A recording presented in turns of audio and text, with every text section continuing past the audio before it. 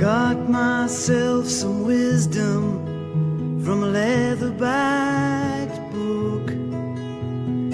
Got myself a savior when I took a second look.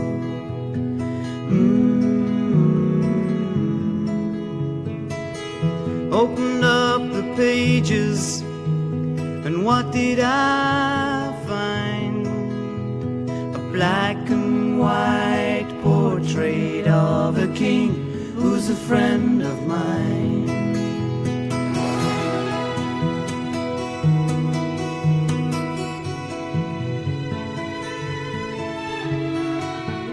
Funny how when you think you're right, everybody else must be wrong, till someone with fool's wisdom somehow comes along.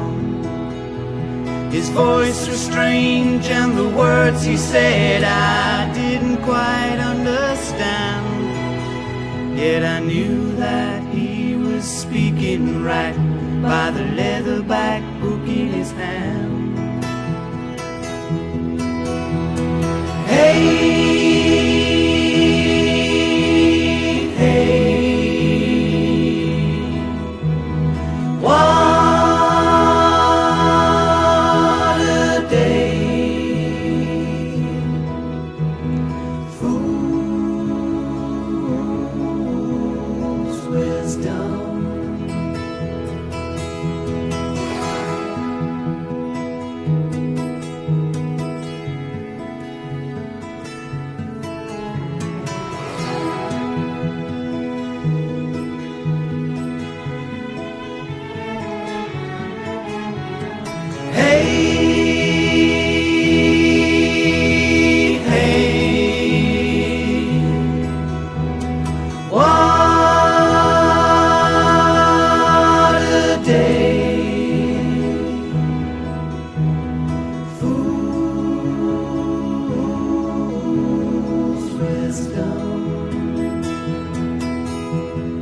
Got myself some wisdom from a leather-backed book. Got myself a savior when I took a second look.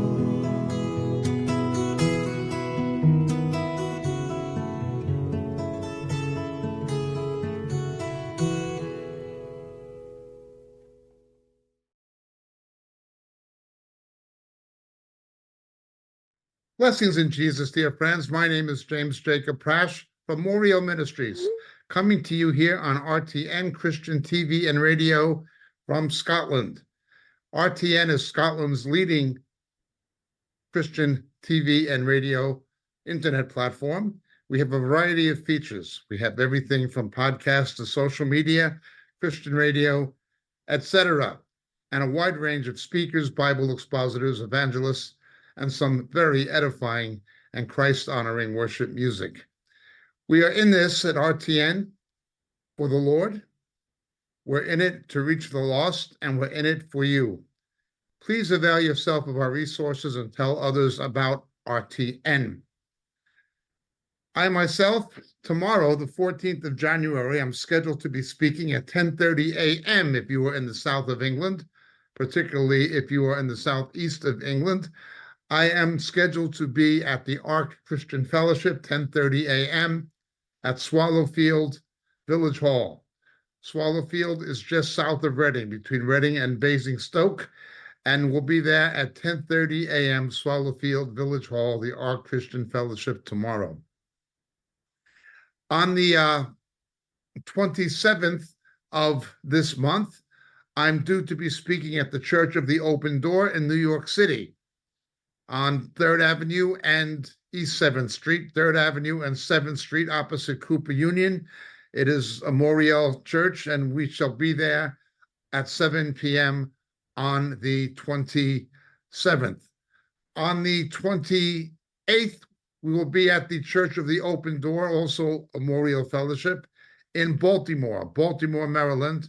The details are on the Moriel website, moriel.org, on the itinerary page, or just Google Moriel itinerary, After that, we have dates in Texas and in Pennsylvania and in California, near Los Angeles. Be that as it may, turn with me, please, to Matthew chapter 24, the 24th chapter of Matthew's Gospel.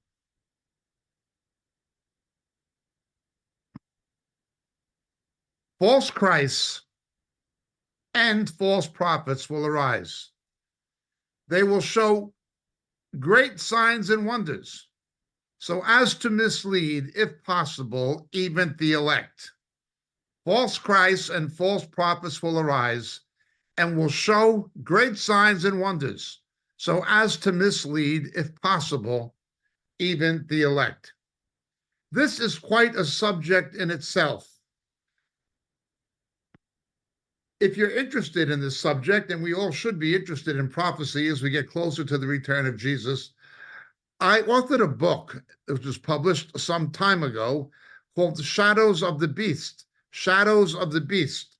And it is how the identity of the coming Antichrist will be revealed to the faithful church, or better put, faithful Christians.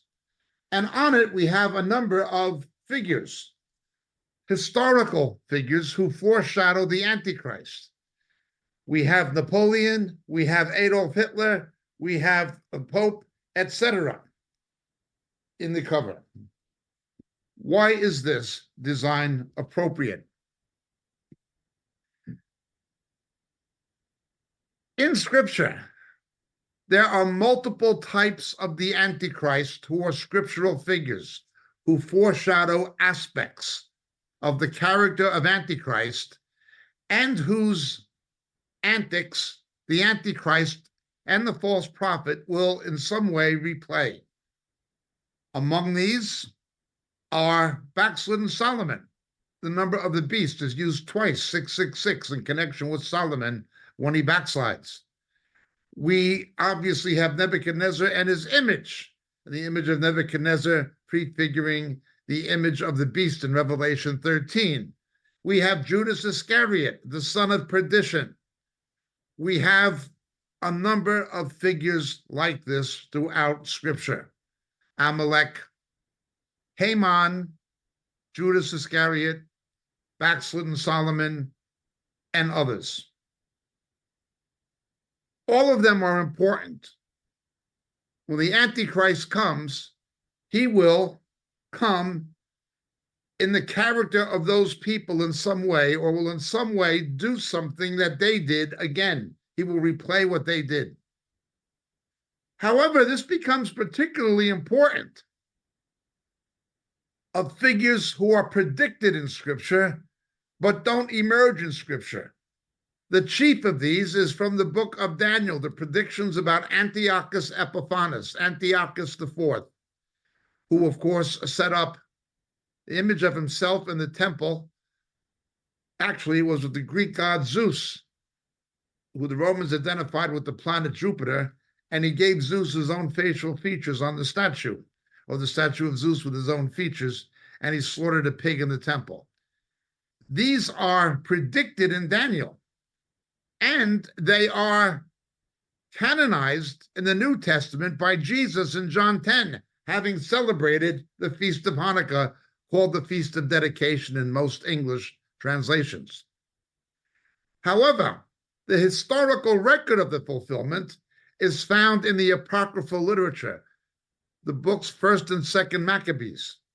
Now, those books are not canonical. They're not a basis of doctrine in and of themselves, but they are biblically important history and literature. They do record the fulfillment of things predicted in Scripture, which Jesus himself personally affirmed in John 10. Historical types of the Antichrist. There's not going to be a scripture that's going to tell us who these coming false Christs and false prophets will be. Their character is described. What they will do is described, and in some way they will foreshadow, typify the ultimate two beasts of Revelation 13 from the earth and from the sea, who we generally identify as Antichrist and false prophet, even though Revelation 13 don't exactly put it that way. Many of them. Now, we can talk about the increase in false prophets that have been taking place over the last 150 years. They've always been around. They were around in the early church.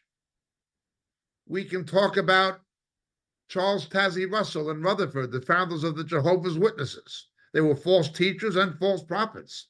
We can talk about Joseph Smith and Brigham Young from the Mormons. We can talk about Sun Myung Moon, founder of the Unification Church, who claimed to be the return of Christ, the Lord of the Second Advent. There are many, many, many of such false Christs and false prophets. And false Messiah is a false Christ. Throughout the history of the Jews, we've seen this phenomena replayed. While most Jews, albeit not all, rejected the true Messiah, they followed many false ones in his place or in his stead. This is true of Simon Bar Kokhba, it's true of Jacob Frank, it's true of Shabbatai Tzvi, it's true all the way to the modern era with Menachem Schneerson, and now there's a new rabbi in vogue who they're calling a messianic figure in Israel among the ultra-Orthodox. There's always been false messiahs among the Jews. There's always been false Christs. There's types of the Antichrist in the Old Testament, and there have been historical Antichrists partially fulfilling and directly fulfilling the prophecies of Daniel. And also, we see this in Matthew 24 in the Olivet Discourse and in the synoptic parallels to the Olivet Discourse in the other synoptic Gospels. Many false Christs. Now, when a false Christ occurs in conjunction with a false prophet, one is a director to the other. One directs people to follow the other. The false prophet of Revelation 13 will point people to the Antichrist and his image, okay? Whenever you see a false Christ, you will normally find a false prophet pointing to him. Now, sometimes this has become extremely difficult to address.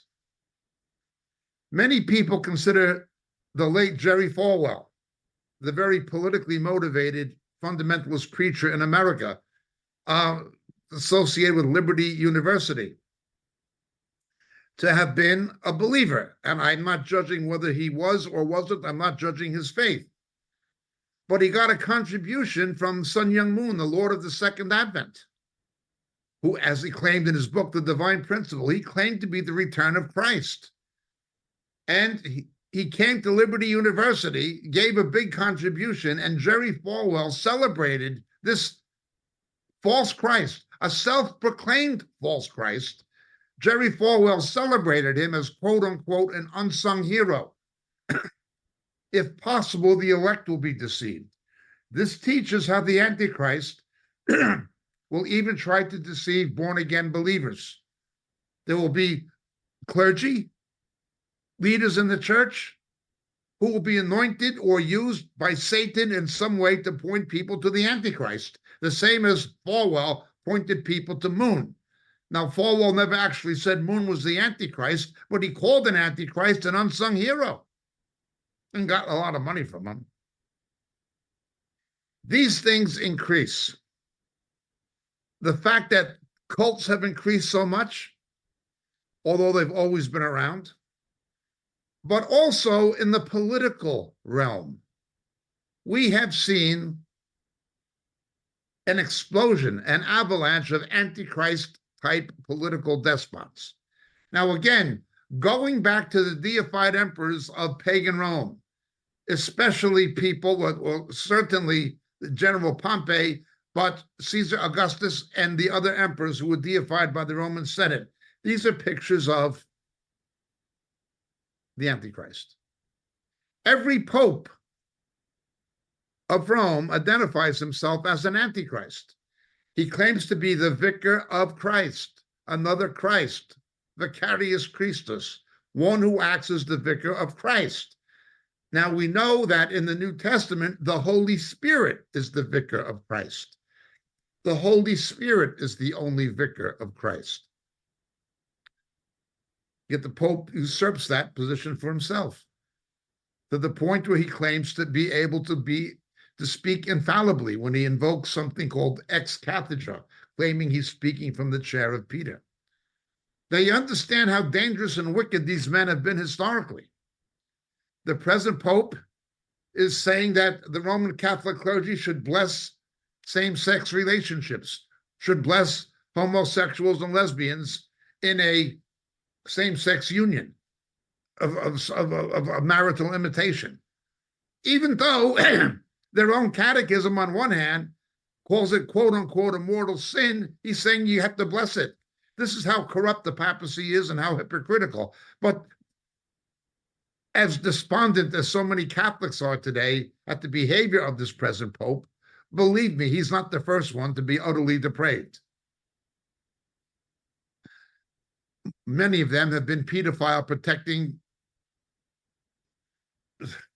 operators. They've orchestrated an international campaign policy to protect pedophile clergy at the expense of not protecting their own children in the Catholic Church. We've talked about this before. This is the level of corruption we're dealing with when we talk about the Roman papacy. Remember, the reformers themselves were from the intelligentsia of the Roman Catholic Church. They were Roman Catholic clergy who were second-generation humanist scholars. They were educated men who had been Roman Catholic priests. And when they came into an understanding of the original meaning of the original languages of Scripture and so forth, because of Erasmus of Rotterdam and others, they realized what the papacy was. They realized it was an Antichrist institution, as Roman Catholic priests who were, again, scholarly from the intelligentsia of the Roman Catholic clergy. We've talked about these things before, and again, they're addressed in the book Shadows of the Beast. Not that I'm trying to make a sales pitch or an advertisement, but the book's available through the Morio website, through Amazon, through certain bookshops, and so forth. In any event, let's look. These false Christs are going to come. So when you have an Antichrist figure, there is often some kind of political dimension to him. Most commonly, there's a political dimension, even though there may also be a religious dimension. Sun Myung-moon in the politics of South Korea was one such person. Okay. There's a religious dimension and augmenting a political dimension. A false prophet will come, and he will be the opposite. He will have a religious dimension augmented by a political one. They'll be the opposite.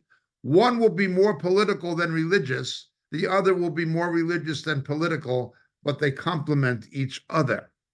Okay. Again, they've always been around, going back to the time of the Roman emperors and even before that with Pharaoh and Haman and so forth. They were around in the Old Testament and the early church throughout the centuries. But we've seen something in the last 100 years or less that is overtaking the world, particularly the Western world, but not only the Western world. You see the virtual deification of these religious figures, where a cult of religious magnitude surrounds them. I recall going to see Lenin's re-embalmed corpse. About 23% of it is Lenin, the rest is wax and embalming fluid. But they paid a religious homage to this guy who was an atheist, and big signs of him in Red Square with Marx and Engels and Lenin. It was their religion.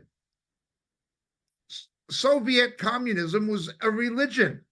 They replaced religion in the conventional sense. At St. Basil's Cathedral in Red Square, opposite the Kremlin, and adjacent to the mausoleum where Lenin's remains were, they took the crosses off and they replaced Eastern Orthodox or Russian Byzantine Christendom. I'd be reluctant to call it Christianity, but they replaced anything of the Christian imagery with this kind of de facto deification of Lenin. He was their savior. He was there. They kept embalming him because they couldn't let him die, as it were, in their thinking. And when you went into the tomb, the military guards would say, shh, shh. You couldn't talk out of respect. It's like as if you were in a church service. That was their thinking. There was a religious aspect and a religious political union to it. When the Antichrist and false prophet of Revelation 13 arrive on the scene, and they may already be alive, we have to be well aware of these kinds of things, historically, and first of all, biblically, and how history has played out these prophecies. These emperors of the ancient world were the first ones the church faced, even though there were similar people in the Old Testament that Israel faced, and multiple false messiahs throughout the history of the Jews since that time to the present day. However, in the last perhaps 75 years to 100 years, we've seen Mao, we've seen Adolf Hitler, we've seen Joseph Stalin, we've seen Lenin, we've seen Nicolae Ceausescu, we've seen Kim Jong-il and his son Kim Jong-un and his grandfather, a dynasty of these Korean communist dictators who basically demand to be deified. There's actually a statue of the grandfather of the present mad dictator of North Korea, Kim Jong-un, and the statue was huge. It's like the Statue of Liberty or something, and people have to bow down to it in a religious manner. They must bow down to it in religious reverence. It's considered political blasphemy not to do so. Notice there is a religiosity or a religious dimension associated with the political philosophy. Communists can claim to be atheists, but in fact, man is going to worship something. Ultimately, if he doesn't worship God, he will worship himself. The ultimate example of this will, of course, be the Antichrist and the false prophet of Revelation 13. So you see these patterns of behavior with Chairman Mao. The Red Book replaced the scripture. Okay, the sayings of Chairman Mao. You see this obviously with people like Ceausescu and Kim Jong-un, Idi Amin in Africa, and even before that with people like Shaka Zulu in Africa and so forth. There's always been people like that. We talk in the book about other historical figures foreshadowing the Antichrist and how he will come to power, Napoleon being one of them. Again, I point you to the book. But I'd like just to talk about one today that who's not the only one. I could do a similar presentation about someone like Joseph Stalin. But today we're going to look at Adolf Hitler. Many false Christs will come and false prophets will arise after them. Let's begin with the false prophet. One of the ways Hitler was able to generate that kind of enthusiasm and phenomena was through mass demonization. He was demonically empowered. But in the ideology of the Nazis, his propaganda minister was Goebbels. Goebbels was so evil and crazy himself that he had his own children and wife murdered with cyanide in Hitler's bunker before Hitler took his own life. Goebbels murdered his own children, his own little kids. These people were utterly demon-possessed. Himmler, many of the other Nazis, Eichmann, these men were demonized, obviously. Hitler's henchmen. And they teach about the character and nature of the cohorts of Antichrist we read about in Daniel and Revelation. Antichrist and false prophet are going to have their colleagues, their associates, who they're going to empower. This foreshadows something that's coming. So let's look what Goebbels did. Winston Churchill understood this. He began referring to the Germans during the Second World War and during the Holocaust as the Hun, as the Hun. What Goebbels did was he resurrected the imagery and the political military philosophy, the military philosophy and the imagery of the ancient Teutonic war gods, the ancient war gods of Germany. You had similar things in Nordic mythology with the Valkyrie and with Odin and things like this, but you had a Germanic version of it. It's all demonic in nature. And Hitler, like Stalin, was a socialist. He was a socialist. Let's understand something. The three biggest mega murderers of the 20th century, Mao, killed 40 million plus people, Stalin, perhaps 55 million, and Hitler, at least 25 million. All of them were socialists. All of them were Darwinists. All of them were socialists, and all were Darwinists. Now, that hints about something about the nature of Antichrist and about the Antichrist nature of Darwinism. God becomes displaced as creator. The world was made through Jesus in John chapter 1 and Proverbs chapter 8.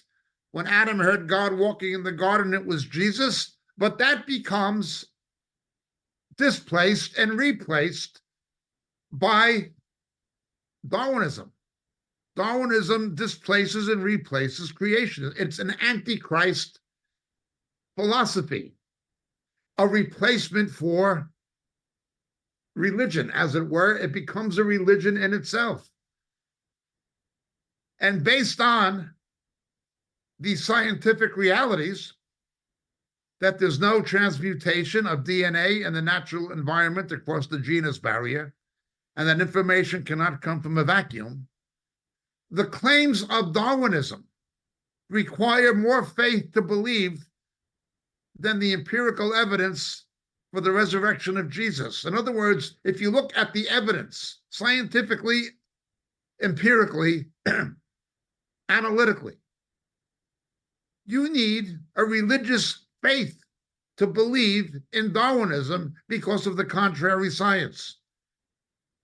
It replaces what the scripture says. In fact, Paul says our faith is reasonable.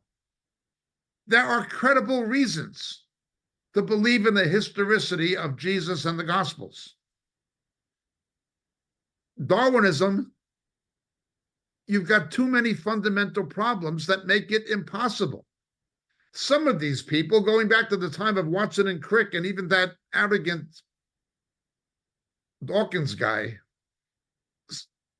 has suggested that UFOs seeded the biosphere of planet Earth with DNA or with nucleic acids. Well, where did the UFOs come from? Gods from other planets. This is how absurd. And these are the leading apologists for Darwinism, saying these crazy things with no evidence. Notice it becomes a religion in itself, and it requires a faith, and a faith that's not reasonable once examined comprehensively. So Hitler was, Mao was, and Stalin were all Darwinistic. Okay. Communism is based on Hegelian philosophy that derives from Darwinistic thought. Thesis, antithesis, synthesis. The whole Hegelian model comes from the propositions of Darwin, the pseudoscience of Darwin. Well, let's look at this. They're all socialists. They were all Darwinists.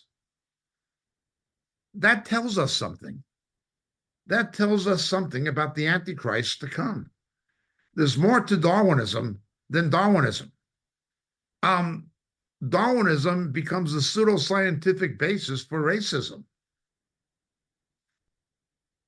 because it was Caucasians who went to the moon and who had the Industrial Revolution.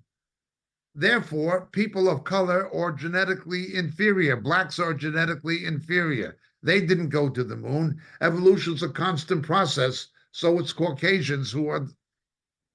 Well, wait a minute. At other times in history, blacks were the overachievers. And you've got Asian versions of this. The Japanese who believed in Shintoism looked down upon other Asians. What they did to the Chinese and Filipinos and Koreans was unspeakable. But again, the religious ideology of Imperial Japan under Hirohito and the warlords during the Second World War, it combined Shintoism with the military philosophy of Japanese imperialism, the religious and the political, if you can follow me, which dehumanized other people.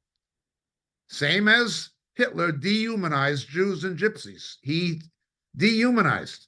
Stalin subhumanized Ukrainians and other Slavs.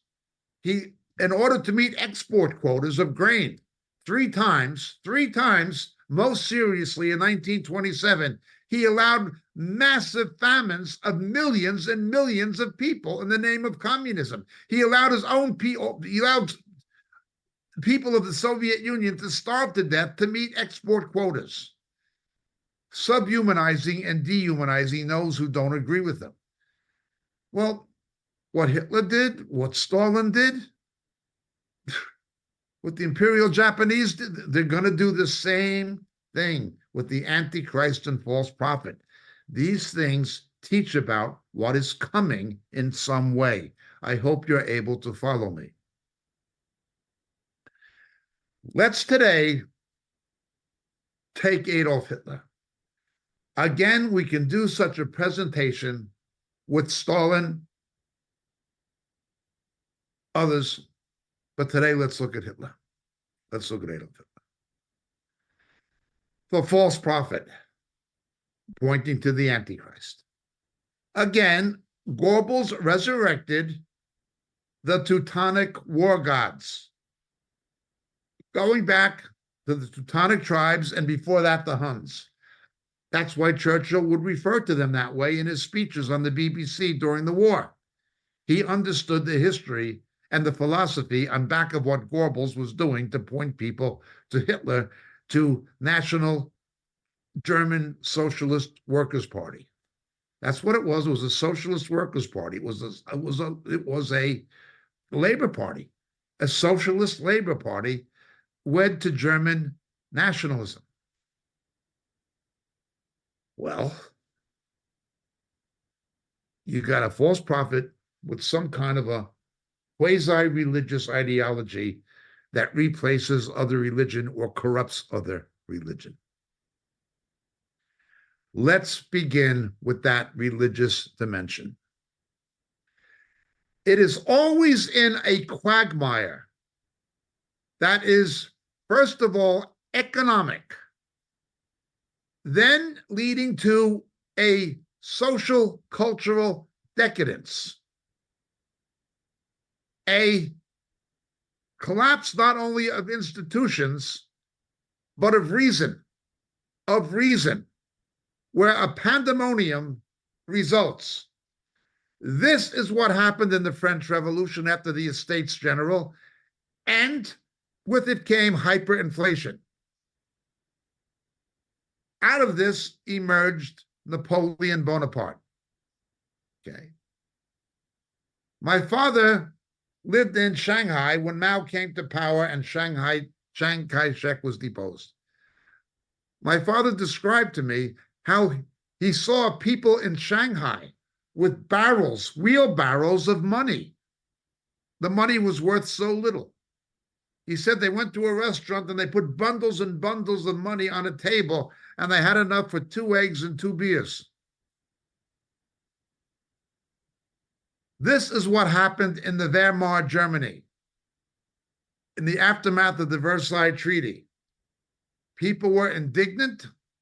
Germany was not fairly treated after the First World War, in the opinion of even many non-Germans. But what also happened was the hyperinflation of the Weimar and a class decadence.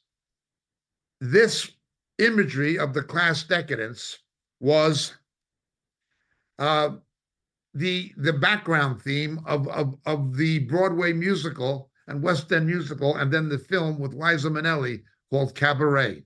That was the background of what was happening in the story of Cabaret and how it happened, this kind of decadence. Okay. I recall in my youth, it was imitated by somebody called Brian McLaren, who came to New York, and I was there when he came to Club 82, and he saw this underground rock scene that evolved out of a band called the Velvet Underground with Lou Reed. And there were these people, I knew them, I knew some of them, I know most of them, like the New York Dolls and people like this. And McLaren saw this in New York, and he came back to England and began the Sex Pistols. And it was the idea, there's no future. It was like Weimar Germany. The youth had no future. Well, out of what happened in the Weimar, you had a Hitler youth, a Hitler youth. We will give these young people a sense of identity and direction they don't have amidst the economic chaos and the lack of economic future.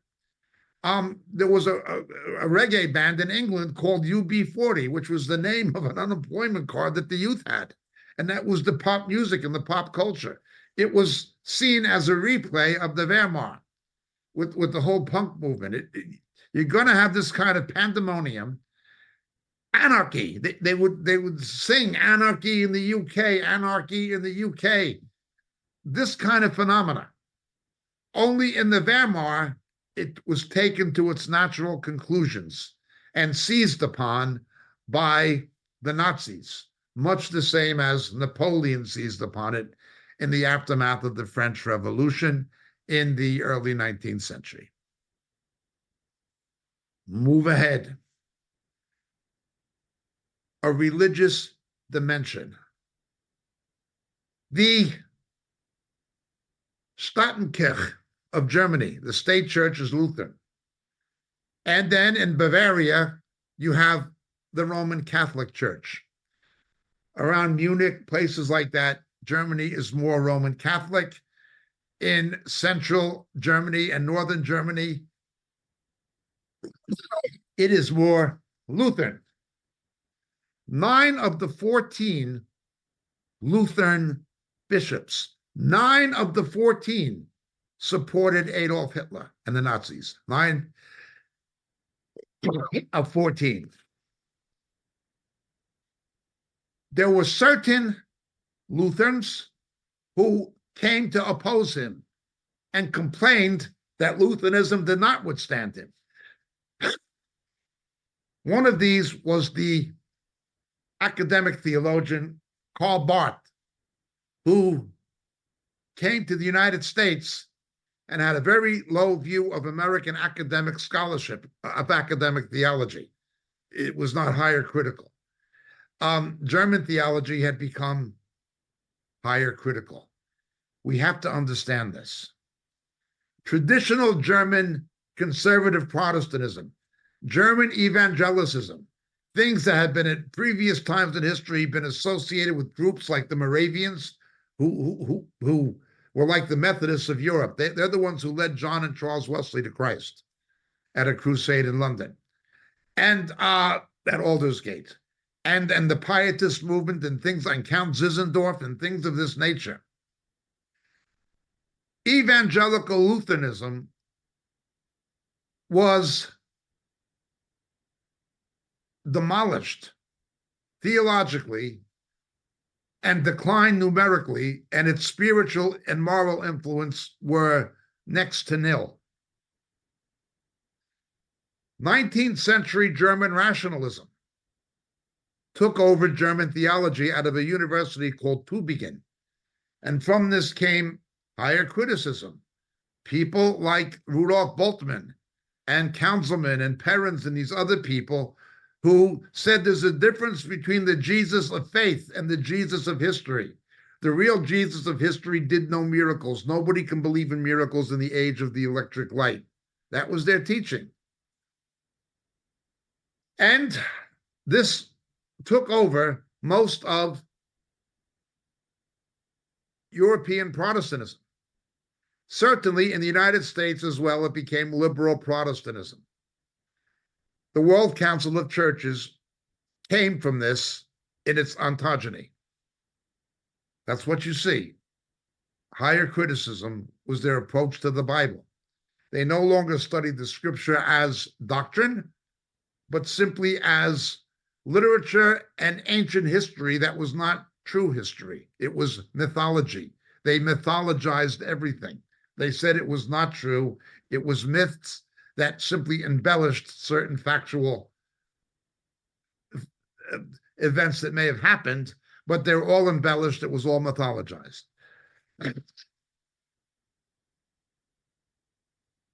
When the preaching of the gospel goes down, the ancient principalities, demonic powers, will always reassert themselves. And that is what happened in Germany. The church became corrupted. The Roman church, the Catholic Church, was always corrupt. But now Protestantism became corrupted. People began to realize this as early as the 17th century. The Moravians tried to reform Protestantism as the reformers initially tried to reform Catholicism, beginning with Zwingli. But by the time you got to 19th century German rationalism and higher criticism and liberal Protestantism, the game was over. Karl Barth came from this, and he came to New York. He was at Columbia University, and again, he had a negative view of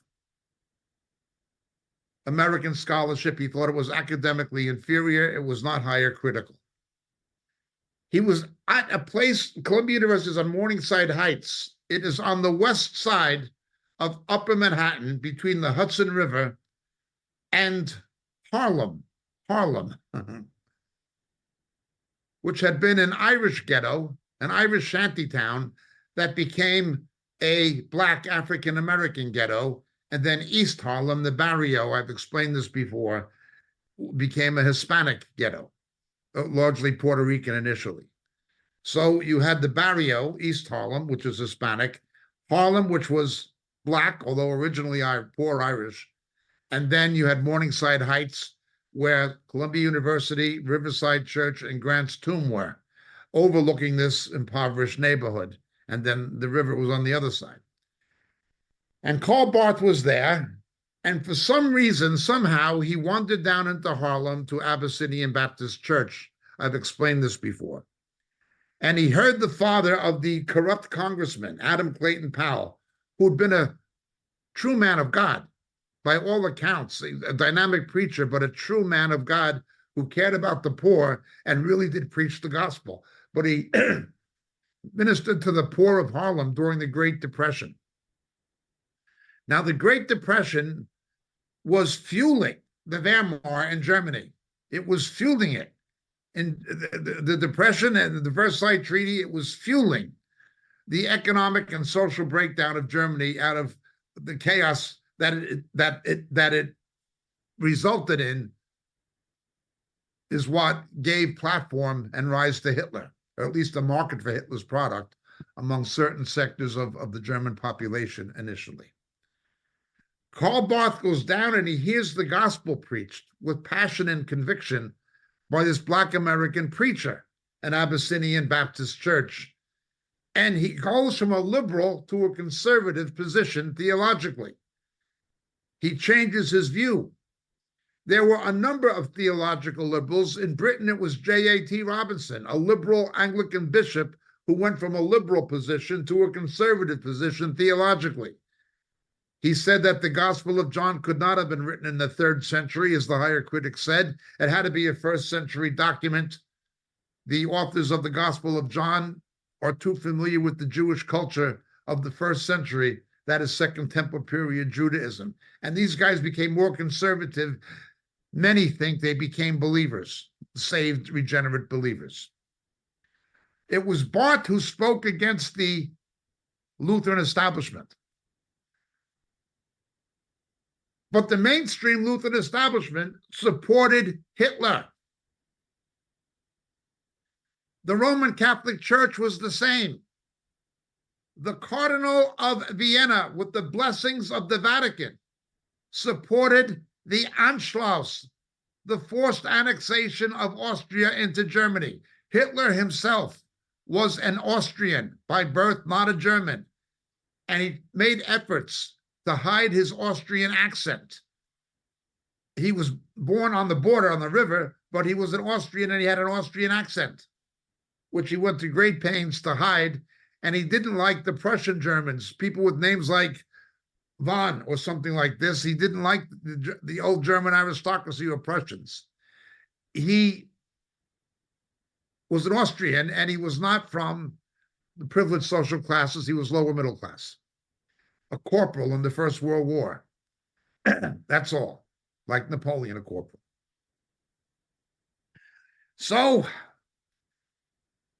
the Catholic Church said, and the Cardinal said, it was the duty of Roman Catholics in Austria to support the annexation of Austria. Again, a movie I don't like. I think it's for nerds, but it's a famous movie called The Sound of Music. Again, the background of The Sound of Music was this era, this aristocratic family. Julie Andrews was the nanny, the mom of the children of this admiral in the had been an admiral in the Austro-Hungarian Navy, and he opposed Hitler and opposed the Nazis, and that was the background of The Sound of Music. Again, whether you like cabaret or not, or whether you like The Sound of Music or not, the historical backgrounds of those films are quite interesting, again, which the stories took place. Well, anyway, the Catholic Church pushed this. In Yugoslavia, the Ustashi Nazis had the blessings of Archbishop Stepanak with the approval of the Vatican. Many Jews, certainly gypsies, many Jews, and 750,000 Serbian Eastern Orthodox were murdered by the Ustashi Nazis. But an Eastern Orthodox Serb could save their neck if they converted to Roman Catholicism. This really happened. This really, under Pius XII, the Pope, this happened. You had this whole phenomena. The Catholic Church then plays a pivotal, maybe the pivotal role in bringing Hitler to power. The whole thing happened in the times of von Hindenburg and all this kind of stuff, but the Wehrmacht happened. There was something in Munich called the Zentrum, the Roman Catholic Party of Bavaria, made a coalition with Hitler. There was somebody who Pope John the 23rd made a cardinal. His name was Michael Schmaus, Herr Schmaus. And John the 23rd gave him the honorary title, the Theologian of Munich. Schmaus told Bavarian Roman Catholics it was their duty as Catholics, as German Catholics to support Hitler and the Third Reich. And he gets rewarded by John the 23rd, promoted to the rank of cardinal within their hierarchy. And he's called the theologian of Munich. This was Schmaus. There's an excellent book called Hitler's Pope by a Roman Catholic author, a good researcher and historian and a good writer, but he's Roman Catholic. He didn't have an anti-Catholic bias.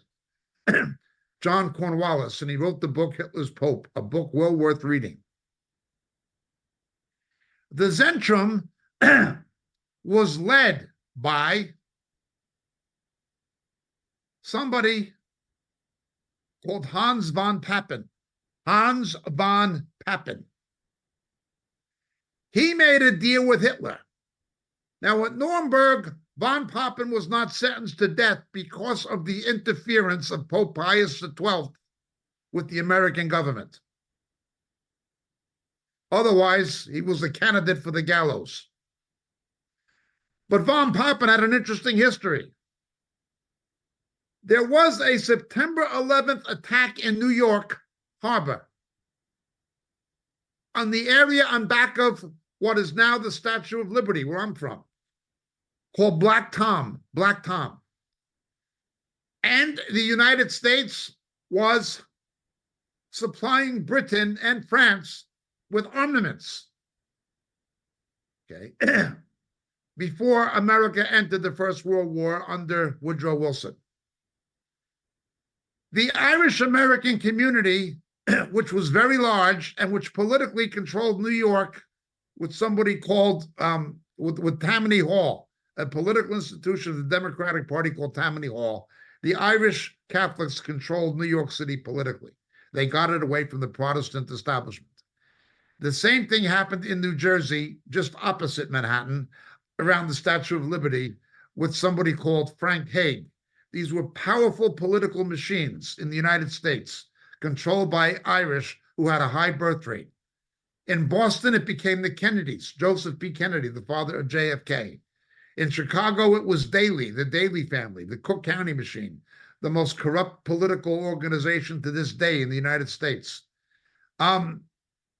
But it was founded by Irish politicians. Again, I'm not anti-Irish, my mother's Irish. But I'm just saying what happened. And Irish Americans were angry over what happened with the Easter Uprising.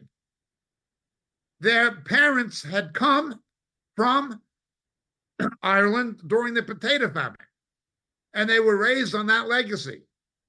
And then with the history of the Black and Tan and the Easter Uprising, Irish America was very anti-British at that time, including Joseph P. Kennedy. And there were German Americans who were sympathetic to Hitler, such as Charles Lindbergh. He was an icon among icons at that time in history, having flown the Atlantic. Irish stevedores, longshoremen, they had those jobs on the docks, the union racketeering and so forth. This was before the Italian mafia came into the power it later acquired.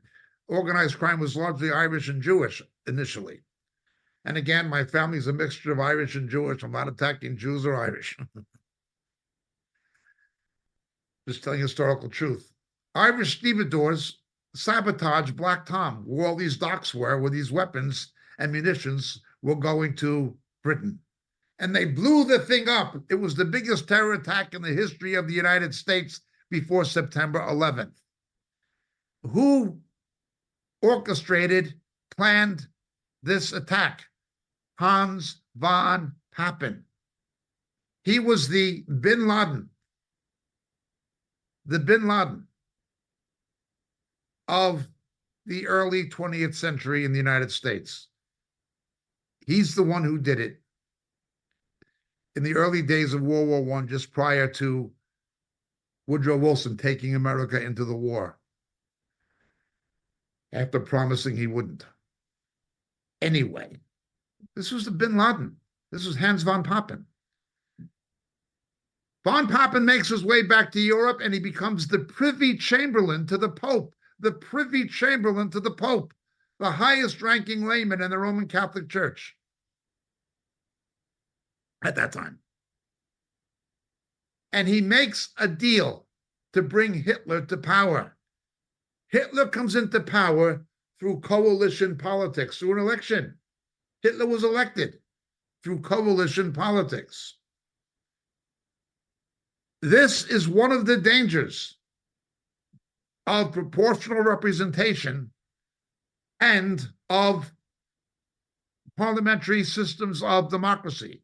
Parliamentary systems have their advantages, but one disadvantage is if nobody gets a majority in the parliament, you have to make a coalition with other people who you may not like or agree with, and that's how Hitler got power. Von Papen, with the blessings of the Vatican, brings Hitler to power in Germany. Hitler would not have come to power had it not been for that coalition. Meantime, you've got Roman Catholic cardinals in Vienna and in Munich making endorsement of Hitler and the Nazis a Roman Catholic religious crusade, virtually. The same as what happened with the Ustashi Nazis, and that was really, really terrible. But it really happened with Archbishop Stepanek. Anyway, the religious dimension to Hitler's rise comes into power. Corrupt religion, even that which professes to be Christian. I speak of the mainstream Lutherans, Protestantism, and I speak of Roman Catholicism. Antichrist will do something similar. He will use religion to get power. But it will not be only Islam or only Eastern religions. It will be apostate Christendom. Apostate Christendom will be a mechanism through which the Antichrist will get power. The false prophet will always have the religious dimension like Goebbels did for Hitler. There'll always be a false prophet in conjunction with an Antichrist. We have to understand the ascent of the Nazis to understand the ascent of the Antichrist. Now, again, this is only one aspect of what is going to happen. We could speak about what transpired with Mao. We can speak about what transpired with Stalin. Certainly, we could tell a similar saga about other figures. Now we're talking about Hitler.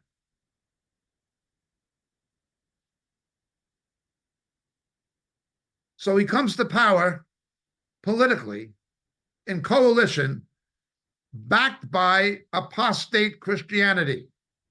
Antichrist will do the same in some way. Let's move on and look at this.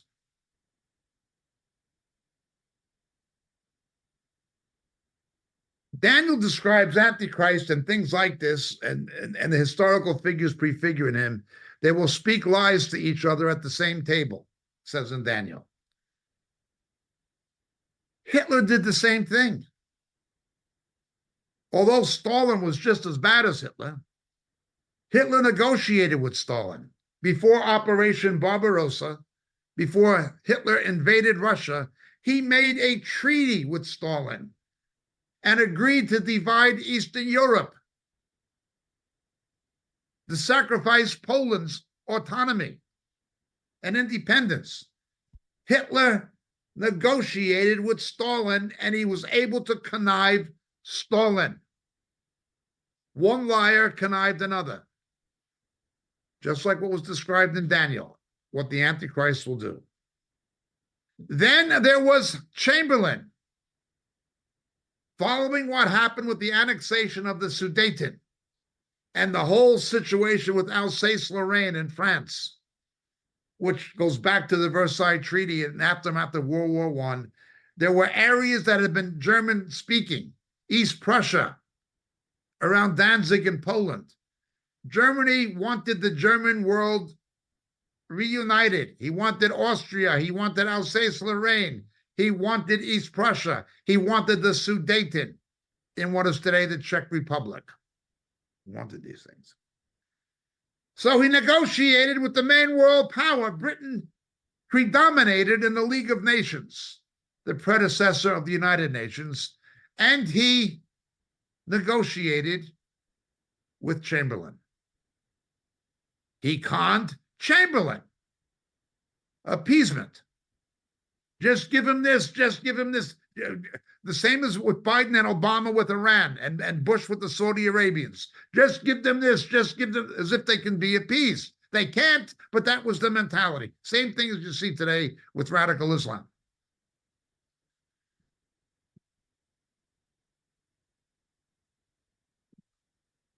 You know, the Houthis are doing this very weak. Biden took the Houthis off the list, the State Department's official index list of terrorist organizations. They were said, Biden declared them to be not terrorists, which he did to please Iran. You make appeasement. It doesn't work. Well, that is what happened with Chamberlain in Britain. Hitler was able to deceive people he negotiated with. The book of Daniel tells us Antichrist will be a similar operator. He'll get people to make a deal with him, then he will get himself in position and break it. The same as Iran with its uranium enrichment. You know, he gets Obama to unfreeze hundreds of billions of dollars of assets to fund Islamic terror. And it's the stupidity of the American government and the corruption of American politicians, they do it. Well,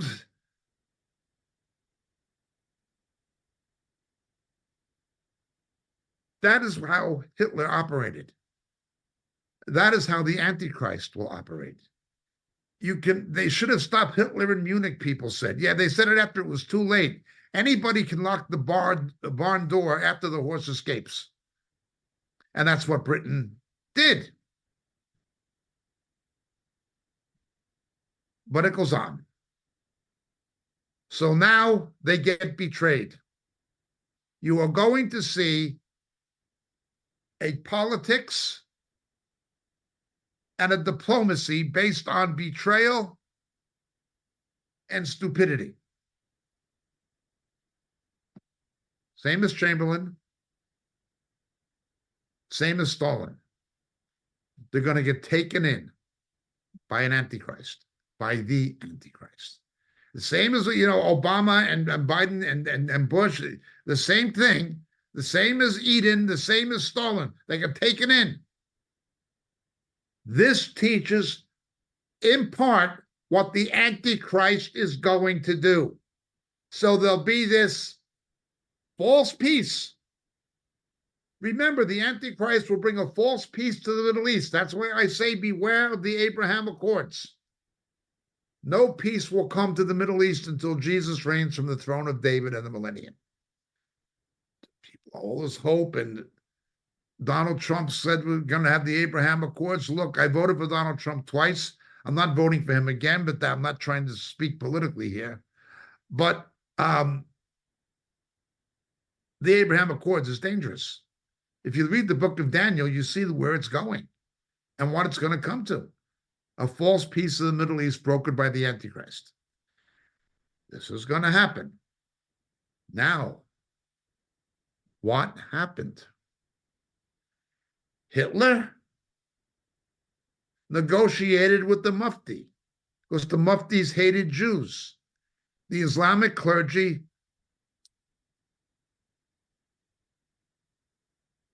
of what was then the British Mandate. Today, it's Israel and Jordan. Hitler always had ambitions on the Middle East.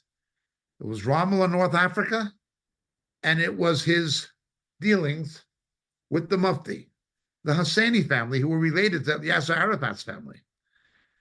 I don't want to divert too much, but they found a Arab who had blue eyes so Hitler would talk to him, because Hitler was very racist. Hitler always had ambitions on the Middle East. So did Napoleon. So did Mussolini. Antichrists always do. So, this element of deception, saying they're peace, peace, but there is no peace. That is going to be a big event, according to Paul and Jeremiah. They say peace, peace, but there is no peace. No, false peace. When Chamberlain came back to London, they said peace, peace, but there is no peace. Stalin negotiated with Hitler, went back to Moscow, peace, peace, but there is no peace, just being set up. Obama with Iran, peace, peace, there is no peace, no peace.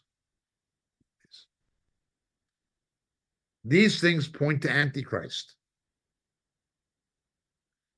Now, what else we see? Notice how these Antichrists, notice how, this case Hitler, but there's others, they operate in that character. Hitler teams up with the Imperial Japanese. He thought that if America entered the war, he would not have to fear America coming to the aid of Britain the way it happened in World War I. He lived his life in the shadow of World War I and the German defeat and the Versailles Treaty. That's what Hitler was reacting to. That is why so many German people supported him. Had it not been for the national sense of humiliation of the Versailles Treaty and the injustices associated with it, there would not have been nearly as much support for Hitler. He would have been written off. I recall the Nazi hunter, Simon Wiesenthal, on TV in New York. I watched him when I was about 12 years old.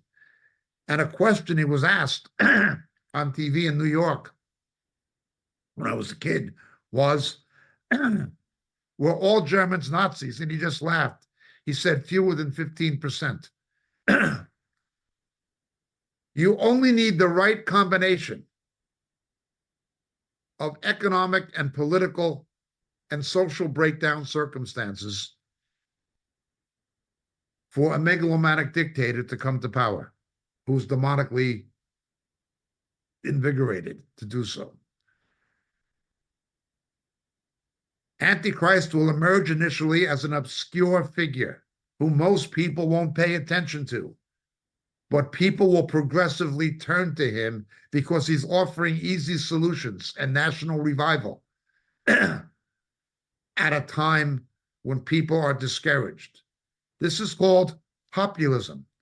Now, I'm not saying this to attack Donald Trump. I don't believe he's that. or Sanders is a left-wing populist. People will turn to some perceived strongman to give them an easy solution to a series of problems that have built up over some time of an economic and political nature. Britain, of course, disarmed after World War I. America disarmed. They were not ready for war. Japan was rearming. Japan had armed. Germany was rearming. Okay. You look at this now. The armed forces in America, Britain, are being cut. They cannot meet their quotas. They've got stupid people running it who say that their goals are climate change and equity and diversity and things. You just look how absurd it's become. This week, you've got now nearly 140 attacks on American military positions in Syria and Iraq, orchestrated by Iran and Iranian proxies carrying it out. You got the British and Americans engaged in open naval combat and now airstrikes against the Houthis. Biden removed the Houthis from the terrorist watch list, and now you're fighting them. While this is going on, while the United States and and its allies are involved in a war. The American Secretary of Defense is in intensive care in a military hospital called Walter Reed. And Biden, the commander-in-chief, did not even know it.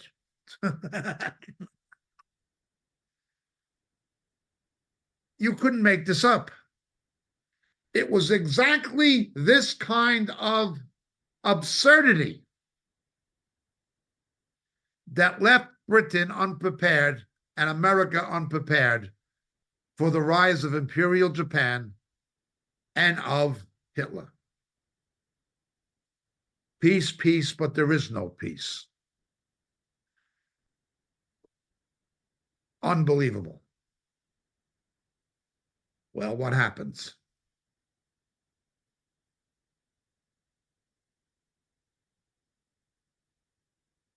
Hitler's view was to make an alliance with Mussolini, a fascist. You had fascism in Argentina with Perón. You had fascism in France with the Vichy. You had fascism in Lebanon with the Falango. You had a form of fascism in Greece. You had fascism in Spain with Franco. In the Spanish Civil War, the Luftwaffe, the German Air Force, bombed the opponents, the loyalists, with Franco, in support of Franco. Hitler's vision with Mussolini was, we're going to take the countries in the Roman Empire, the Latin countries, and Germany,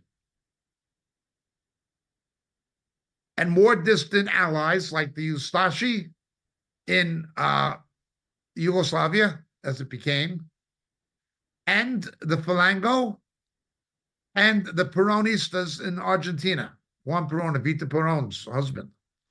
We're going to take them, but in Europe, with Franco in Spain, and with Mussolini in Italy, and with the Ustashis in Yugoslavia, and with Hitler in Germany, we are going to resurrect the Roman Empire.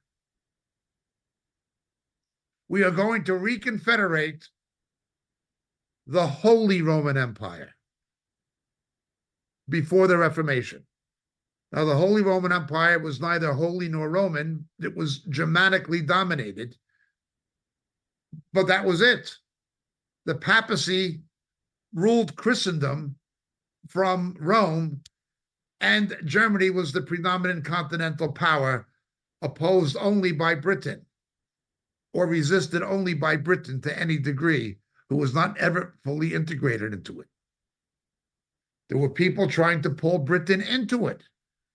Henry VII kept Britain out of it. This whole Brexit battle is something that goes back centuries and centuries. Napoleon tried to bring Britain into the union with the continent. That's what Hitler wanted to do.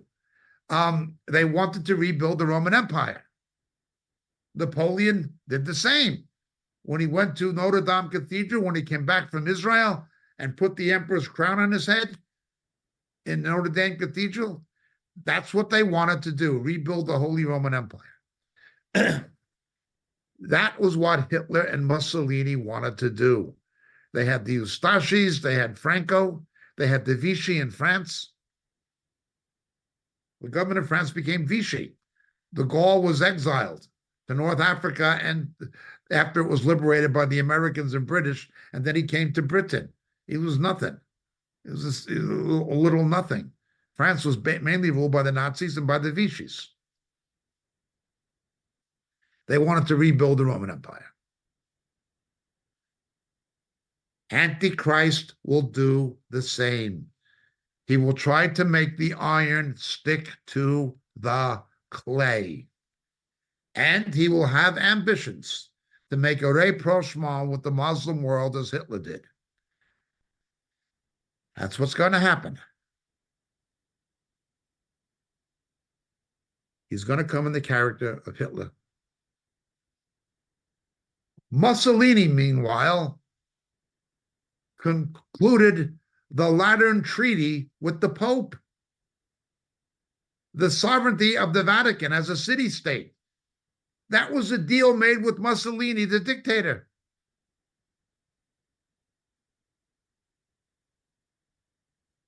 So what you see happening, this whole alliance with the Vatican, this whole role of liberal Protestantism, this ambition to extend European influence into the Middle East again, and the Middle East trying to get a role in Europe.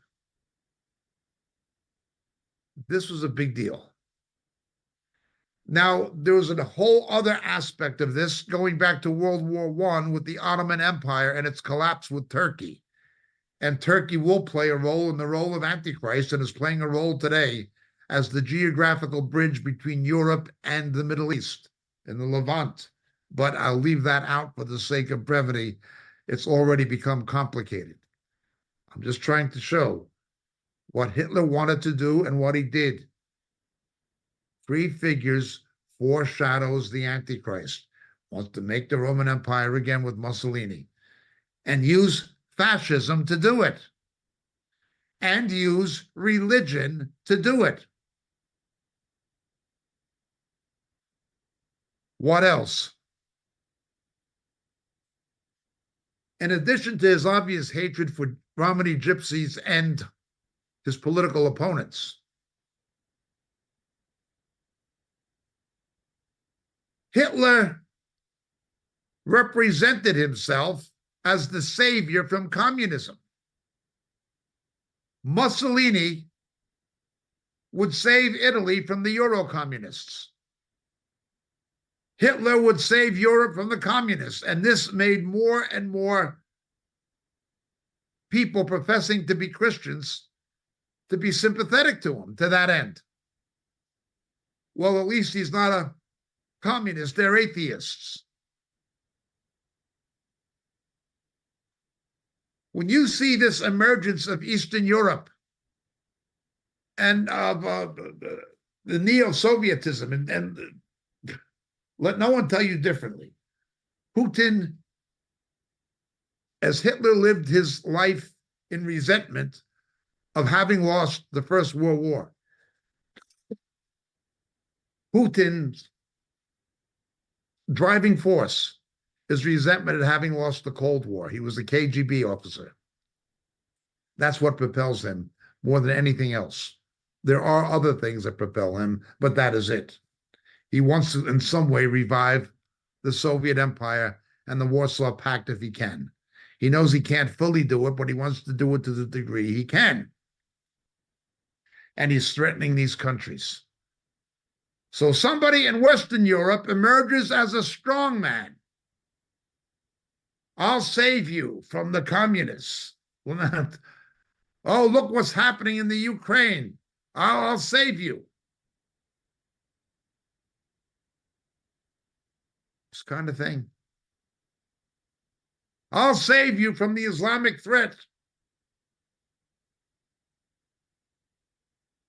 We could say more, but I want to keep it basically simple, or as simple as I can. I hope I'm making sense. What Hitler did. Now, he hated his political opponents, he hated gypsies. But above all, he hated Jews. Satan has always tried to exterminate the Jews to prevent the coming of the Messiah and to prevent the second coming of the Messiah. Goes right back to Genesis 3. I'll put enmity between you and the woman, between your seed and her seed. You will bruise him in the heel, he will bruise you in the head. Prophecy about Christ will destroy Satan. The Lord of glory will crush Satan under your feet. It's not a triumphant church. Do not believe kingdom now theology, dominionism, over-realized eschatology. This is garbage. The church does not conquer Satan. Jesus comes back with the triumphant church. He doesn't come for one. The Lord of glory will trample him under your foot. And I've seen so many false teachers teaching error, like Kevin Conner in Australia, and writing ridiculous books on how the church is going to be triumphant and conquer the world for Christ before he comes. This is all garbage. You'll bruise him in the heel. Now, the Hebrew word for heel is akov, akov, where you get the name Jacob, Yaakov, Yaakov. My father's grandfather's name, my name in Hebrew, Yaakov, Yaakov, Yaakov. The King James translators anglicized it to James. But it was Jacob, Jacobites in Scotland, the history of Scotland, the Jacobites. So it goes. Bruise you in the heel. Satan was going to get Yaakov. At the end of the age, in the time of the 70th week of Daniel, we read the time of Jacob's trouble. From Amalek to Pharaoh to Haman, Satan has always tried to exterminate the Jews to prevent the first coming of Christ. So too, the return of Christ depends on God's prophetic agenda for two groups of people: the faithful believers, faithful church, faithful believers, and Israel and the Jews. Satan must try to wipe out the true church and not the apostate church, the true church, and the Jews to prevent the return of Christ. What you've seen happening now in Gaza, these things, the Palestinian marches in London and New York, this is Satan. This is Satan. From the river to the sea, we're going to kill all the Jews. This is Genesis chapter 3. That's what it is. These are just the armies of Satan. These pro-Palestinian protesters are the armies of Satan, as they're called. I have nothing against Arab people, by the way, but Islam is something else. And I love Jewish people, but Talmudic Judaism, Rabbinism is something else. I have nothing against Catholic people, but Roman Catholicism is something else. I have nothing against Protestant people, but liberal Protestantism, the World Council of Churches, and all that garbage is something else. C of E, etc. It's all rubbish. Satan will use religion. Got to wipe out the Jews. Who bruise your head, you're going to bruise his heel. Right from the beginning in Genesis chapter 3, verse 15. Satan has tried to wipe out the Jews the way Hitler did with his final solution. Hitler killed 2/3 of global Jewry, 1/3 of continental European Jewry, 2/3 of world Jewry. Tried to wipe them out. Wasn't the first one. Amalek, Haman, Pharaoh, others have tried it. Antichrist will come in that character and do the same thing in the time of Jacob's trouble. He will try to destroy the Jews and the faithful church the way Hitler tried to destroy the Jews. If you want to know about the Great Tribulation, during the Holocaust, being born a Jew was a capital crime. Being born a Jew was a capital crime. In the Great Tribulation, being born again will be a capital crime. It's basically that simple. The same as being born a Jew during the Holocaust and the Blitz was a capital crime. Being born again will be a capital crime under the Antichrist and false prophet. Again, we have other teachings and books addressing this subject on the Morio website and so on. So there's that. Finally, the Americans and the British get their acts together. The Canadians, the Australians, the Kiwis, the English-speaking nations, the Five Eyes, as we call them now, they clean up their act. But there was a problem. The dragon and serpent are cast down to you in Revelation. Satan will attack through persecution, the dragon, but the serpent, the seducer. There were fifth columns. There was the Vichy in France. Even in the royal families of Holland and Belgium, you had Nazis in the royal families of Holland and France, betraying Holland and France to Hitler. In Ireland, you had the blue shirts. The Nazis had the brown shirts. Mussolini had the black shirts. The Irish Republicans had blue shirts. They gave the Nazi salute.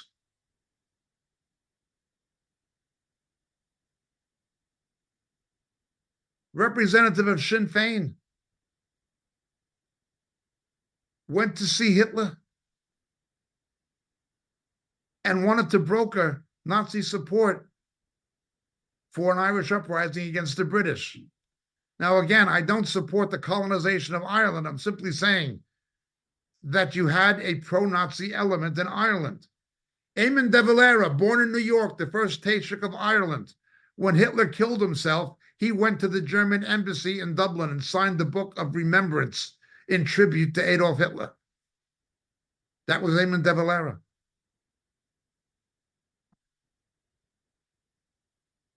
Had the blue shirts in Ireland. In England, you had the Cable Street riots. There were pro-fascist people in England. In the United States, the Ku Klux Klan was initially favorable to the Nazis. There was an American Nazi Party, and they were in bed with the Klan in the American South.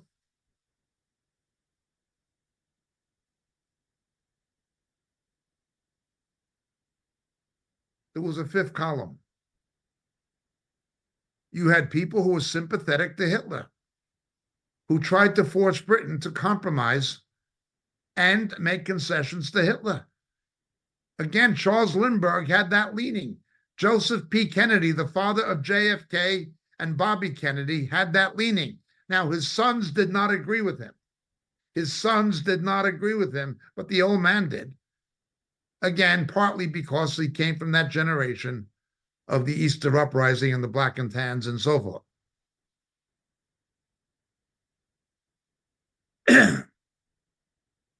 Similarly, the Finns, they were not Nazis, but they hated Stalin so much because of what the communists, the Soviets, taken their land and the next part of Finland, that they made a treaty with Hitler, even though they were not Nazis themselves.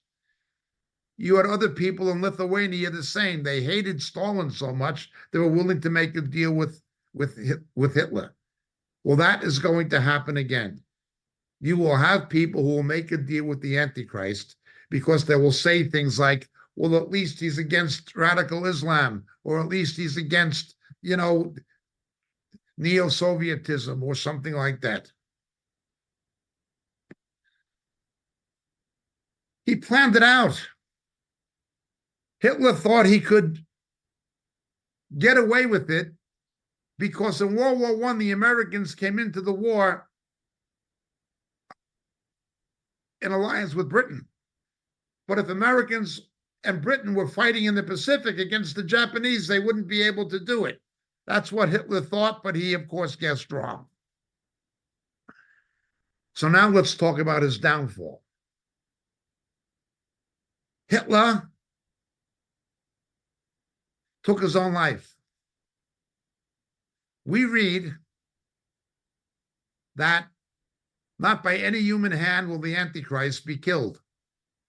He'll actually counterfeit the resurrection of Jesus.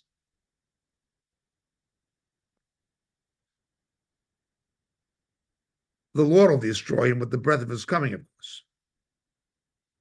Now remember, the full character and persona of Satan will indwell the Antichrist. The same as the full character and persona of God was in Jesus as a man, in Christ. The satanic equivalent will take place with Antichrist. Following the Battle of Stalingrad in the East, the Eastern Front of the war in Europe, following Stalingrad, And following the Normandy invasion, D-Day, the Nazis were in a situation where they reckoned they probably could not win. Hitler's generals realized this. Hitler refused to face it. He retreated into his bunker in Berlin, just like Hamas, hiding in the tunnels, using his own civilian population as human shields, just like Hamas. The people today screaming about the Israelis committing genocide. Who screamed about Bomber Harris, Sir Arthur Harris, bombing Dresden, or the Royal Navy shelling Hamburg, and killing a lot of German civilians? When Jodl, one of Hitler's deputies, tried to negotiate with Montgomery, Marshal Montgomery, Field Marshal Montgomery, Montgomery said, "Don't tell me we're killing women and children. There was a city named Coventry. The men were gone to war. There was only women and children living there, and you bombed Coventry and killed them. We're not killing women and children. We are killing Germans, and we're going to keep on killing Germans until you surrender unconditionally. You can end this war tomorrow. Surrender." Hitler wouldn't. Well, Hamas can end this war tomorrow. Surrender. But they won't. They'd rather see their own civilians butchered the way Hitler did. Well, they hide in a tunnel like Hitler did. Same thing. The Israelis are no more guilty of war crimes than the British and Americans were in their response to the V2 attacks on London and to the Blitz and to the Holocaust. No more guilty.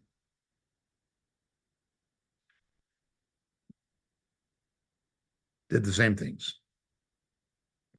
So, Normandy does not go well initially for anybody, but particularly bad for the Americans at Omaha Beach.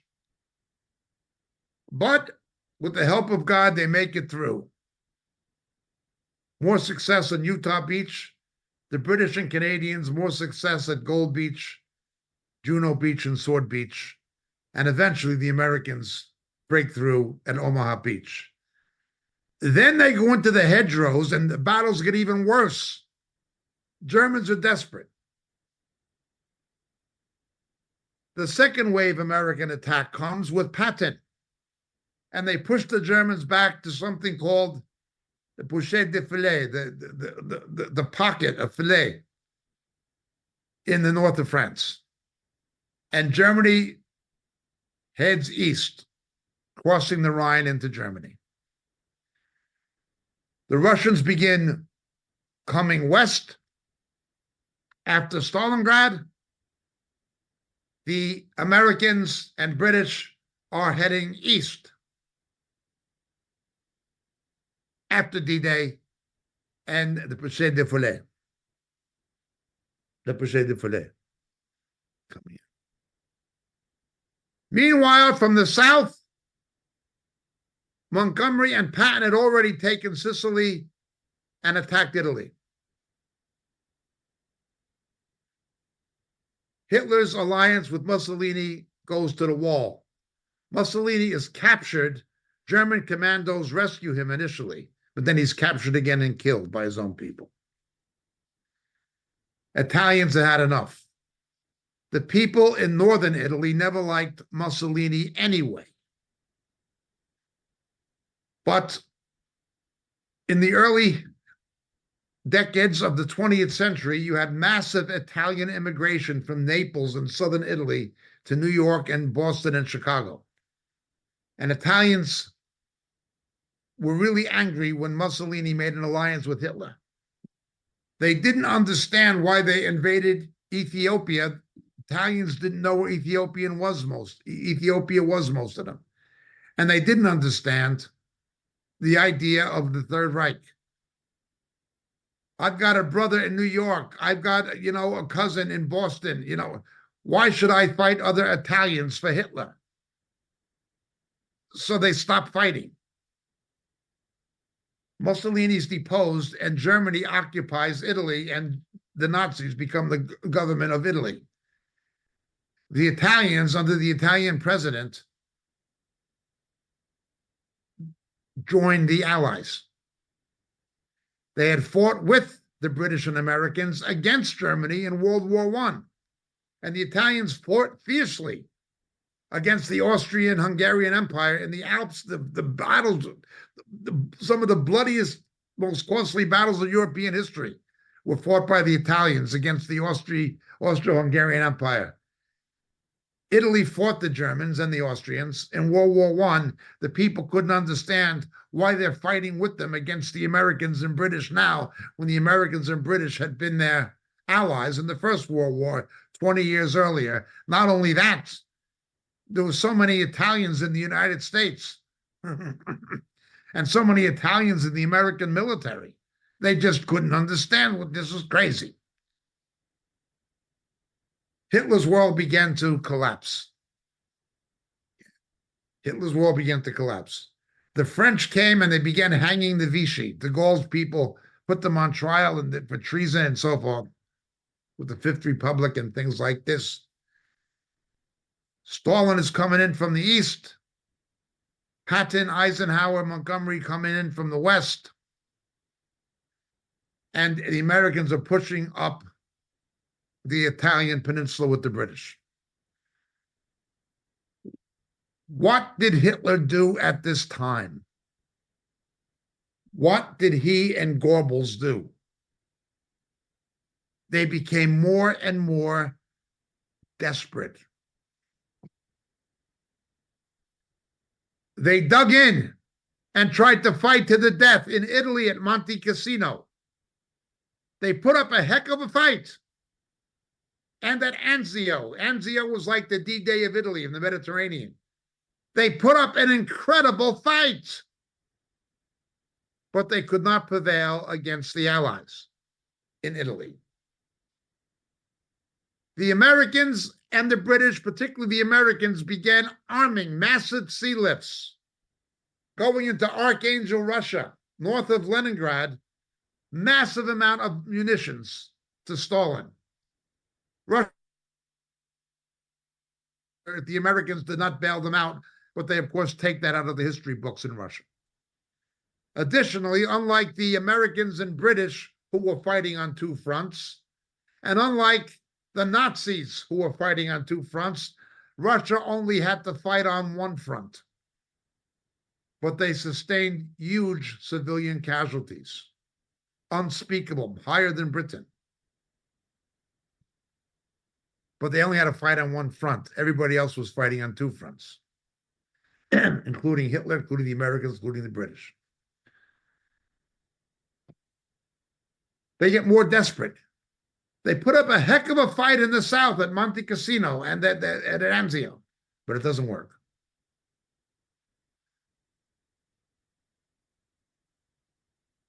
Then, in desperation, they make a last attempt to reverse what happened at Normandy and push the Allies back to the coast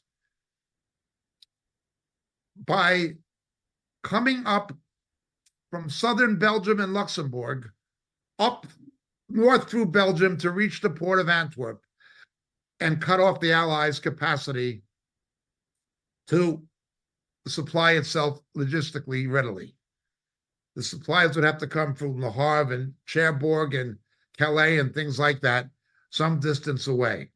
This was called the Battle of the Bulge, down where Germany, Luxembourg, and Belgium come together around a place called Bastogne. It was Hitler's last attempt, and he almost did it. The Americans held out, particularly the 101st Airborne at Bastogne, or outskirts of Bastogne. And then Patton arrived and pushed the Germans back across the Siegfried Line into southern Germany. That was it. After that, the Americans and British began entering Germany through Remagen and places like that. They crossed the Rhine and they were heading across Germany. Patton leveled Germany. He leveled most of the country, from Bavaria, from the Alps, from the Austrian border all the way north. He leveled it together with the Army Air Force. They just leveled it. Hitler was in his bunker. Eventually, the Soviets crossed the Oder River and were getting closer to Berlin. Hitler became more desperate. There were 80,000 Soviet fatalities in taking Berlin. It became a very sinister political game. The Allies knew Hitler would lose, so it became how to play better chess than Stalin. Instead of going for Berlin, the Americans went for Bavaria and for the Alps to stop Stalin from getting it after the war. The situation at Berlin was such that Eisenhower told Churchill and Roosevelt, then Truman, why should we take Berlin? Let's negotiate with Stalin to divide it. Let them take the heavy casualties. It's going to kill tens of thousands of people trying to take Berlin. Let the Soviets take it. Then we'll just march in after it's already been taken. And let the Russians die. Let the Soviets die instead of us. So they made this deal with Stalin, and they had these things at Potsdam and places like that. And they just went in, and they went in without firing a shot. The Russians had already taken Berlin, but the Russians had to give West Berlin over to the Americans, British, and French. What was Hitler doing in his bunker? Getting more and more crazy. Well, it shows us what Satan is going to do and what Antichrist is going to do. They had the ovens and gas chambers in the extermination camps going 24/7. While they used Jews as slave labor in the concentration camps, killing many. But now it was, the war is lost. We're just going to take as many Jews with us as we can. They killed 1.5 million Jewish children.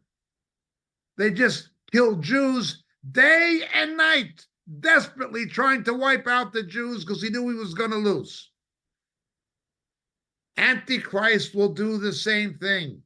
Once the rapture and resurrection of the true believers happens, the Antichrist, the power of Satan, is going to turn his focus towards the extermination of the Jews.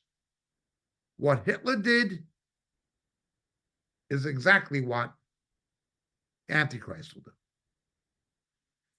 We can think of D-Day in the West and Stalingrad as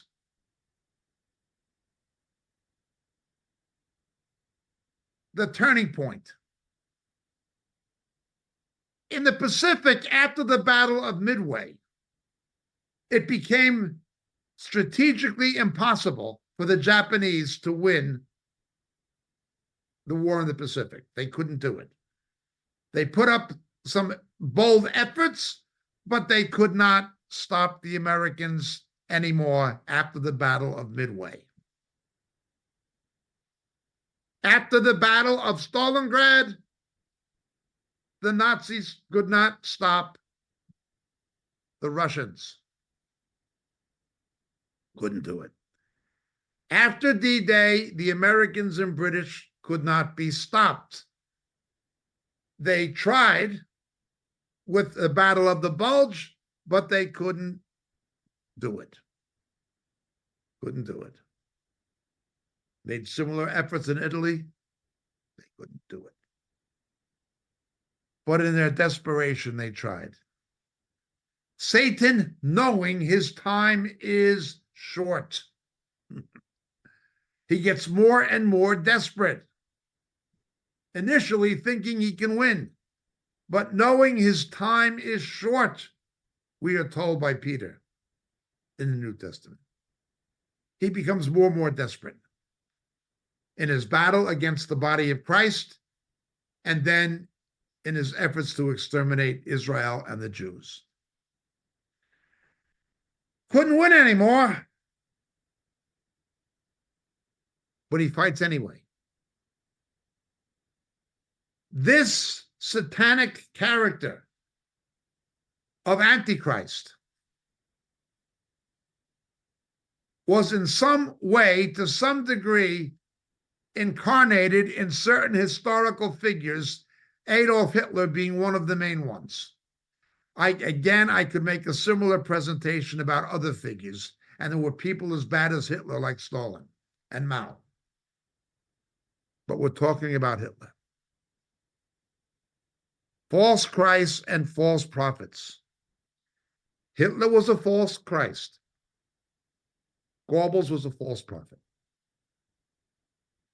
The way they came to power, through a combination of politics and religion, the way they were backed by false Christianity, by apostate church,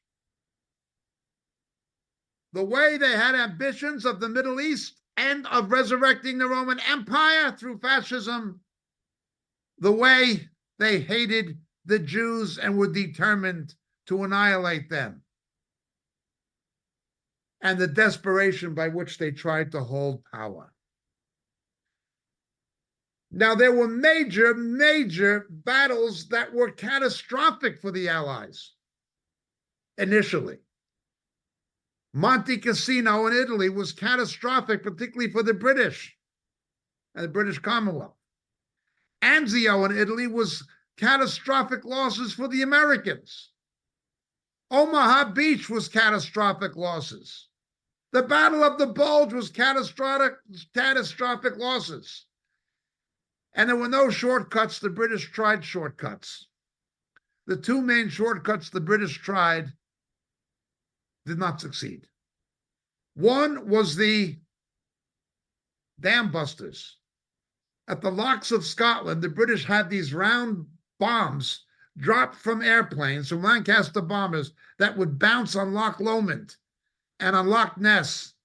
The British practiced developing these bouncing bombs that would bounce off the water and hit a dam. They hoped to have blown up the dams and flooded the Ruhr Valley, the industrial heartland of northwest Germany, and destroyed Germany's industrial capacity by massive flooding. Well, the bombs worked and they did some damage, but it didn't work anything like they had hoped. Nothing. The other was the Market Garden thing at Arnhem, when British and Polish paratroopers tried to end the war by seizing the crossings of the Rhine into Germany by going as far in as Arnhem, which is in the area of eastern Holland, near the German border. They thought they could grab the bridges. And again, it was a military disaster. Our victory is assured, but there will be Anzios and Monte Cassinos. There will be Arnhems, a bridge too far. There will be battles of the Bulge. Nobody says it's going to be easy, but in the end, there is a certain victory in Christ. An ultimate victory. Now, in addition to trying to kill as many Jews as he could while there was still time, there was something else Hitler did and his Nazi cohorts: kill as many Christians who were opposing him. The most famous of these born-again believers, of course, was Dietrich Bonhoeffer. Dietrich Bonhoeffer, who authored the incredible book, The Cost of Discipleship. A few weeks before the war ended, Himmler and the Gestapo had Dietrich Bonhoeffer murdered, knowing it would achieve nothing and they were going to lose the war anyway, but they just wanted this believer killed because this believer had opposed Hitler. He was in prison and they executed him. Once again, the same pattern. Kill the Christians, kill the Jews, kill the Jews, kill the Christians. Finally, they were looking for ways to escape, not Hitler himself. He was going to die in the bunker. Not Goebbels, not Himmler, but others. Most notably or famously, Eichmann, but he was not the only one, Adolf Eichmann. Remember, the Peronistas, the Peron dynasty, or the Peron, junta in Argentina, Vita Peron, as in Don't Cry for Me, Argentina. They were fascists. And that is why so many Nazis tried to escape to Argentina successfully. Some to Brazil, most to Argentina, because of the Peron regime, who was actually more friendly to Mussolini than to Hitler, but also on good terms with Hitler's Nazis. It was again the Vatican to the rescue.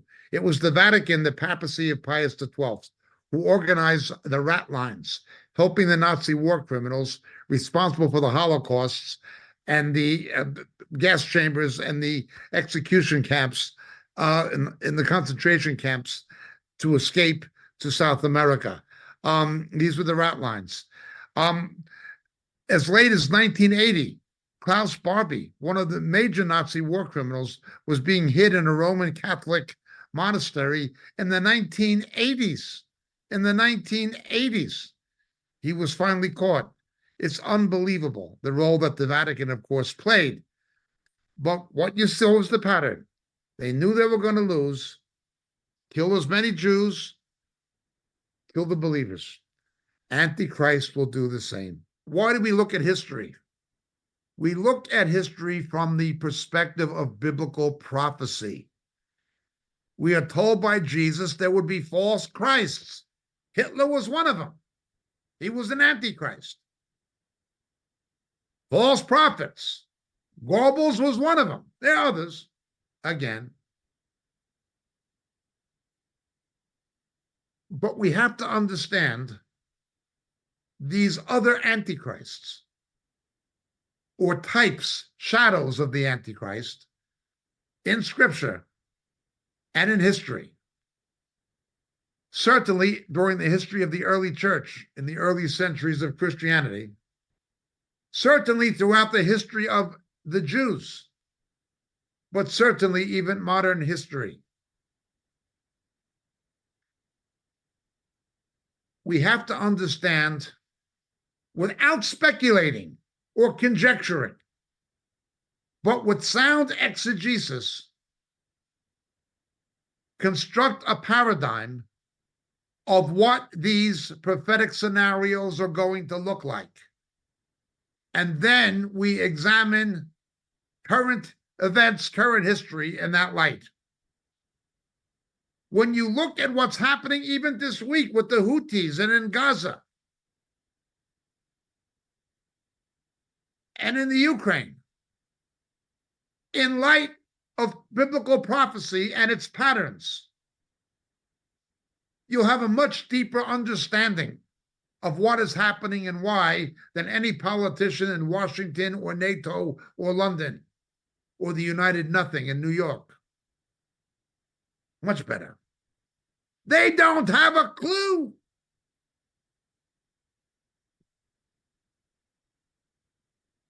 When you understand prophecy from God's word under the illumination of the Holy Spirit, when you understand prophecy, you begin to understand history, salvation history, Heilsgeschichte, Jewish history, church history.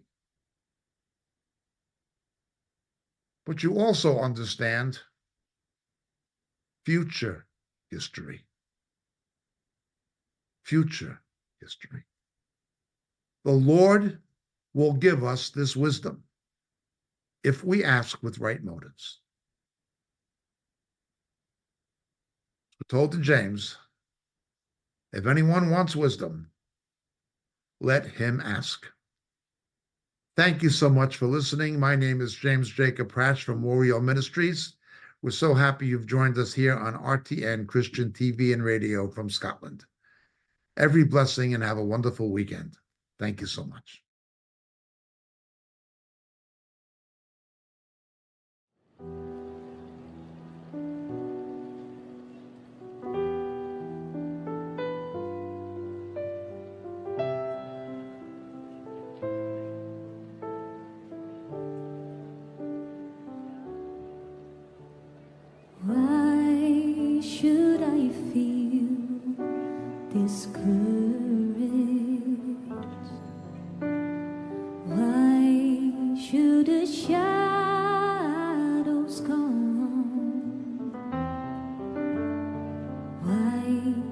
Should my heart feel lonely